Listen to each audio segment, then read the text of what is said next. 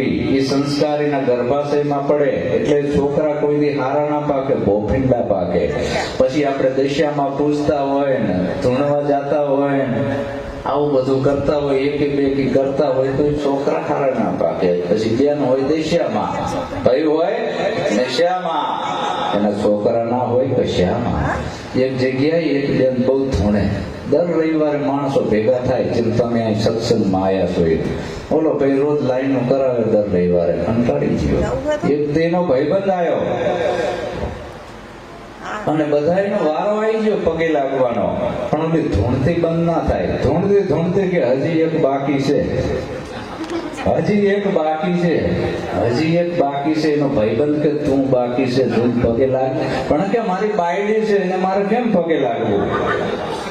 અરે પણ આ ધૂણથી બંધ થાય, તું જાણે. જીઓ પગે લાગ્યો તો બોલે કે ખમા દીકરા, માગ માગ માગેલી આપો. ધૂણતી ધૂણતી ના ધણી છે, ખમા દીકરા, માગ માગ માગેલી આપો. મારી વસન આપો, બીજું કઈ જોતું નથી. કે ફરશો નહીં કે ના ફરવું, હું દશા બોલું છું.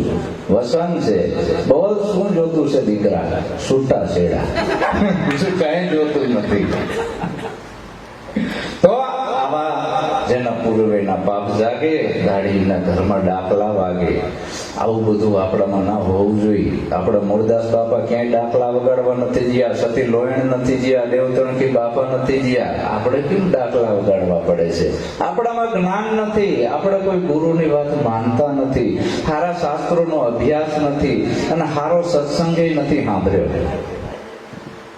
આપણે વાર્તા એવું સાંભળ્યું છે કે ફલાણી જગ્યાએ ફલાણા ભગવાને પરચો પૂર્યો.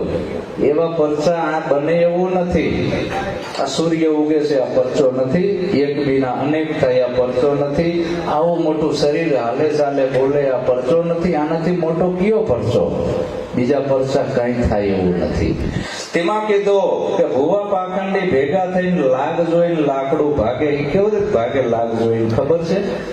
માણસ બિચારો ભેડાઈ ગયો હોય, દેણું થઈ ગયું હોય, 10% વ્યાજ ભરતો હોય, રોગ મટતો ના હોય, લાગ જોયો ભુવાએ, અને પૈસે ટકે ખાલી થઈ ગયો, અને પછી ભુવા આવે કે તને આ નડે છે ને ઓલું